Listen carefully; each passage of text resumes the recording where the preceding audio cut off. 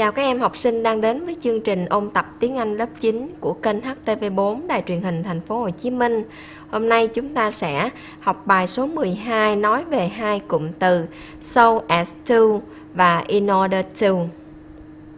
Trước hết, in order to, so as to hoặc ngắn gọn là to được dùng để diễn tả một purpose. Như vậy chúng ta thấy cách dùng này cũng giống như là cách dùng của so that và in order that ở bài học trước. Tuy nhiên, sau so that và in order that ở bài học trước là một clause, còn in order to và so as to hoặc là to thì được theo sau bởi một infinitive, tức là một động từ nguyên mẫu. Ta có các ví dụ như sau. Ví dụ thứ nhất, I sat down in order to rest, or I sat down so as to rest, or I sat down to rest. Như vậy ta có 3 cách khác nhau để diễn đạt cái mục đích là nghỉ ngơi. Tôi ngồi xuống để nghỉ ngơi. Động từ rest lúc này dùng ở dạng infinitive. Câu ví dụ thứ hai, he went abroad in order to forget. He went abroad so as to forget. He went abroad to forget. Anh ấy đi nước ngoài để quên. Câu ví dụ thứ ba, he got up early in order to have time to pack. He got up early so as to have time to pack. Or he got up early to have time to pack. Anh ấy dậy sớm để có thời gian dọn đồ. Ở đây chúng ta có 3 cách khác nhau để diễn đạt mục đích in order to, so as to và to. Sau đó là động từ nguyên mẫu. Phần tiếp theo là để diễn đạt một mục đích phủ định, negative purpose. Để diễn đạt mục đích phủ định thì hai cụm từ so as to và in order to được sử dụng thông thường hơn là to. Ví dụ, I'm going to leave now so as not to be late. Bây giờ tôi sắp đi, tôi sẽ đi để không bị trễ. Ở đây ta có cái negative purpose là so as not to be late. Hoặc là we will take an umbrella in order not to get wet. Chúng ta sẽ mang một cây dù để không bị ướt. Ở đây có negative purpose được diễn đạt bằng in order not to get wet. Ta có bài luyện tập thứ nhất. Dùng một phrase of purpose, tức là một mệnh đề chỉ mục đích để nối các cặp câu sau đây. Câu số 1. Ý thứ nhất. We turned out the lights. We didn't want to waste electricity. Chúng tôi tắt hết đèn. Chúng tôi không có muốn lãng phí điện. Như vậy, cái purpose ở chỗ này là chúng tôi không muốn lãng phí điện. Vậy thì ta sẽ dùng phrase of purpose như sau. We turn out the lights in order not to waste electricity. Ta có negative purpose ở câu này là in order not to waste electricity. Câu số 2. He moved to the front row. He could hear the speaker better. Anh ấy chuyển đến hàng trên. Anh ấy có thể nghe người nói tốt hơn. He moved to the front row in order to hear the speaker better. Như vậy ở đây chúng ta có phrase of purpose là in order to hear the speaker better. Câu số 3. She needs a job. She wants to support her own parents. Cô ấy cần một việc làm. Cô ấy muốn hỗ trợ, cô ấy muốn phụ với bố mẹ già của mình. She needs a job to support her own parents. Ở đây ta có phrase of purpose là to support her own parents.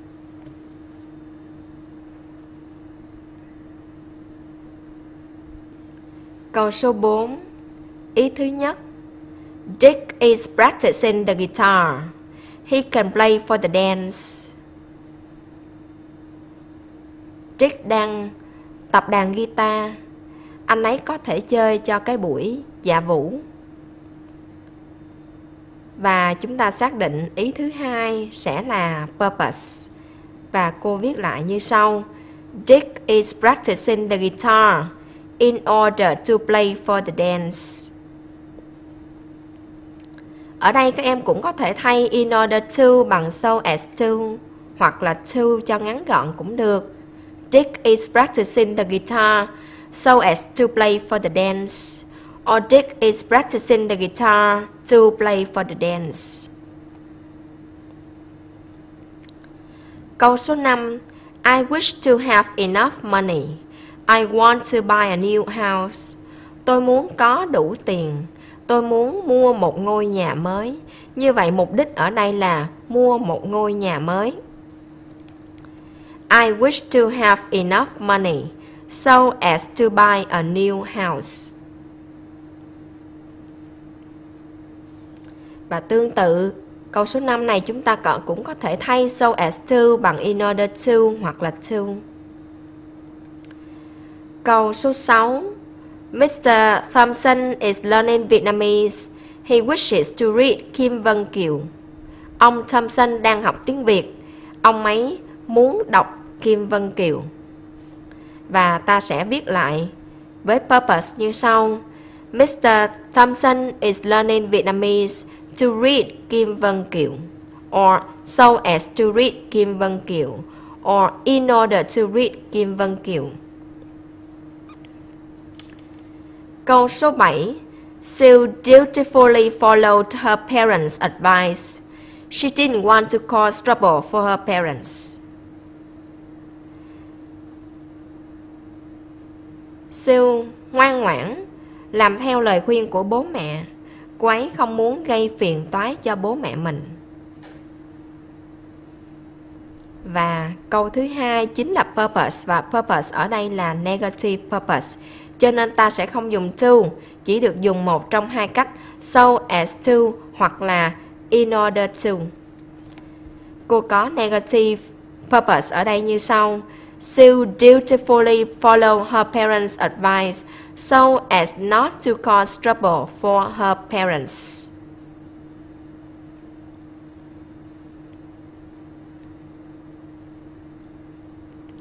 Câu số 8. My father drove carefully. He didn't want to cause accidents. Bố tôi lái xe cẩn thận lắm. Ông ấy không muốn gây tai nạn. Như vậy ở đây ta có negative purpose là không muốn gây tai nạn. My father drove carefully so as not to cause troubles or cause accidents. Câu số 9. The clown took off his mask. He didn't want to frighten the children. Ở đây ta có negative purpose là didn't want to frighten the children, không có muốn làm những đứa nhỏ sợ hãi. The clown took off his mask in order not to frighten the children. Hoặc ta cũng có thể thay in order not to bằng so as not to. Câu số 10. I whispered. I didn't want to disturb anyone. Tôi thì thầm, tôi nói nhỏ. Tôi không muốn làm phiền ai hết. I whisper so as not to disturb anyone. Tôi thì thầm để không làm phiền ai cả.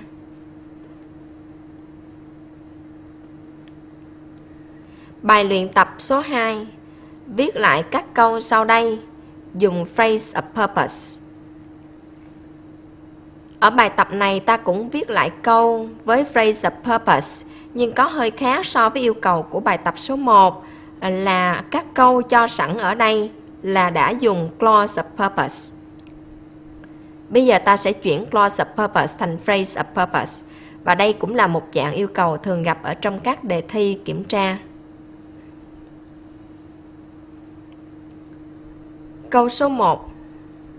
Leave early so that you may get home before dark. Đi sớm đi để bạn có thể về nhà trước khi trời tối. Bây giờ ta sẽ chuyển so that you may get home before dark thành một phrase of purpose. leave early to get home before dark. Hoặc ta cũng có thể thay to bằng in order to get home before dark. Câu số 2. This man changed his address constantly so that he could avoid the police. Người này thay đổi địa chỉ thường xuyên để có thể tránh cảnh sát. Ta chuyển thành phrase of purpose cho câu số 2 như sau. This man changed his address constantly in order to avoid the police. Người này thay đổi địa chỉ thường xuyên để tránh cảnh sát. Ở câu 2 các em cũng có thể thay in order to bằng so as to hoặc là to. Câu số 3. I shouted in order that I could warn everyone of danger. Chúng ta sẽ chuyển thành phrase of purpose như sau. I shouted in order to warn everyone of danger. Câu số 4. Banks are developed so that they can keep people's money safe. Các ngân hàng được phát triển để họ có thể giữ tiền của người ta an toàn. Banks are developed so as to keep people's money safe. Câu số 5. Mary went to the library in order that she could borrow some books. Mary đi thư viện để cô ấy có thể mượn một vài quyển sách. Ta sẽ viết lại với phrase of purpose như sau. Mary went to the library to borrow some books. Mary đi thư viện để mượn một vài quyển sách. Câu số 6. Yesterday, my father went to the bank so that he would open a checking account. Cô viết lại clause of purpose so that he would open a checking account thành phrase of purpose như sau. Yesterday, my father went to the bank so as to open a checking account.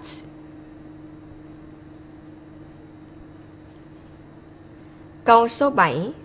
I went to see him so that I could find out what had happened. Tôi đi gặp anh ấy để tôi có thể phát hiện ra, tôi có thể hiểu ra được chuyện gì đã xảy ra. Ta viết lại clause of purpose thành phrase of purpose như sau. I went to see him so as to find out what had happened.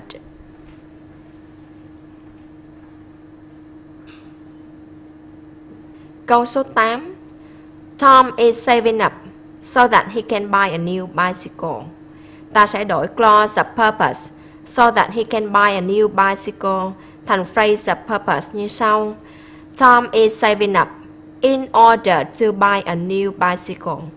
Hoặc là so as to buy a new bicycle. Câu số 9. He hurried so that he could catch the train. Ta đổi clause so that he could catch the train thành phrase of purpose như sau. He hurried so as to catch the train. Anh ấy vội vã để bắt xe lửa. Câu số 10. She is learning French so that she will be able to speak it when she comes to Paris.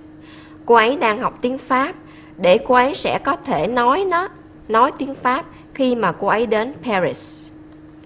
Và ta viết lại clause of purpose ở câu trên thành phrase như sau. She is learning French in order to be able to speak it when she comes to Paris.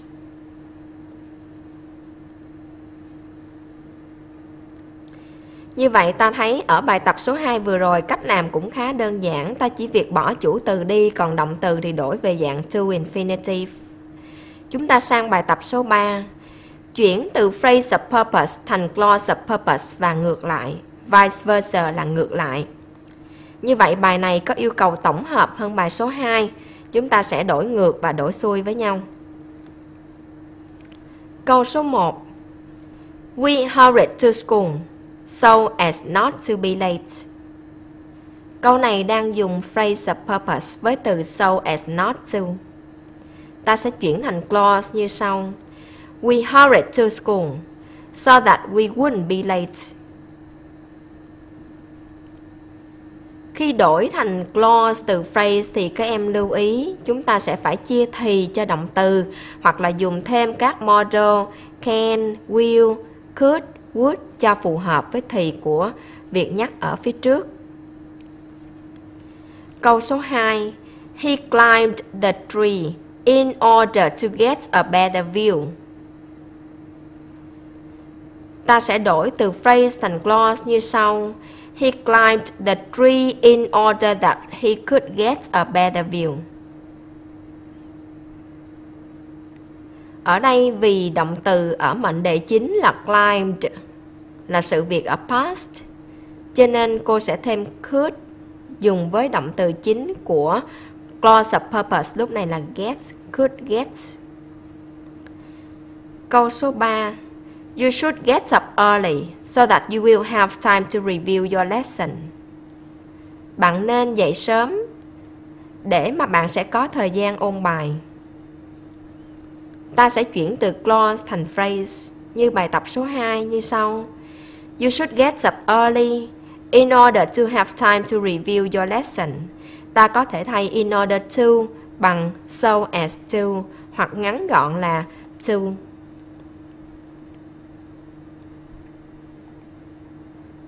Câu số 4. Some young people like to earn their own living in order that they will be independent of their parents. Một vài bạn trẻ thì thích tự kiếm sống để mà họ sẽ độc lập khỏi bố mẹ mình. Ta viết lại từ clause thành phrase như sau. Some young people like to earn their own living in order to be independent of their parents. Ở đây cô đã bỏ chủ từ they và động từ chuyển về dạng to infinitive là to be. Câu số 5. We should do morning exercises regularly so as to improve our health. Chúng ta nên tập thể dục buổi sáng thường xuyên để cải thiện sức khỏe của chúng ta. Cô sẽ chuyển phrase of purpose thành clause of purpose. We should do morning exercises regularly so that we can improve our health.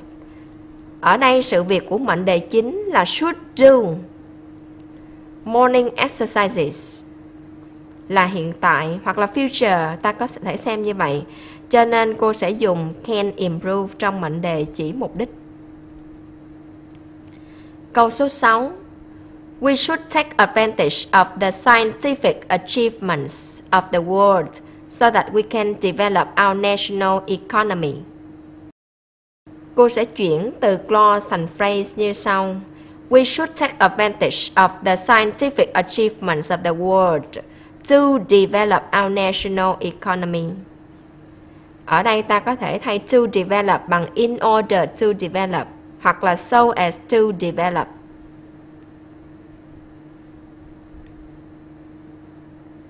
Câu số 7. Every people in the world must unite their efforts to maintain and protect peace. Mỗi dân tộc trên thế giới phải kết hợp sự nỗ lực của mình để duy trì và bảo vệ hòa bình. Every people in the world must unite their efforts in order that they can maintain and protect peace. Ở đây ta đã chuyển từ một phrase of purpose thành clause of purpose. Khi chuyển thành clause thì ta sẽ phải tự thêm một subject vào, và subject này phải phù hợp với ý của câu phía trước. Câu số 8. She puts on warm clothes so that she wouldn't catch cold. Cô ấy mặc đồ ấm để cô ấy sẽ không bị cảm lạnh. Cô sẽ chuyển từ clause of purpose là so that she wouldn't catch cold thành phrase of purpose. She puts on warm clothes so as not to catch cold. Lưu ý rằng ở câu số 8 này purpose của chúng ta là negative purpose, cho nên ta chỉ có thể dùng so as not to catch cold hoặc là in order not to catch cold. Không được dùng not to catch cold. Câu số 9. He hurried to the station so as not to miss the train. Chúng tôi vội vã đến nhà ga để không bị lỡ tàu. Cô sẽ chuyển từ phrase thành clause. He hurried to the station so that he wouldn't miss the train.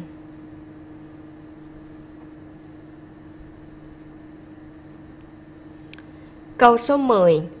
She locked the door so as not to be disturbed. Cô ấy khóa cửa để không bị làm phiền. Chúng ta sẽ chuyển từ phrase thành clause. She locked the door in order that she couldn't be disturbed.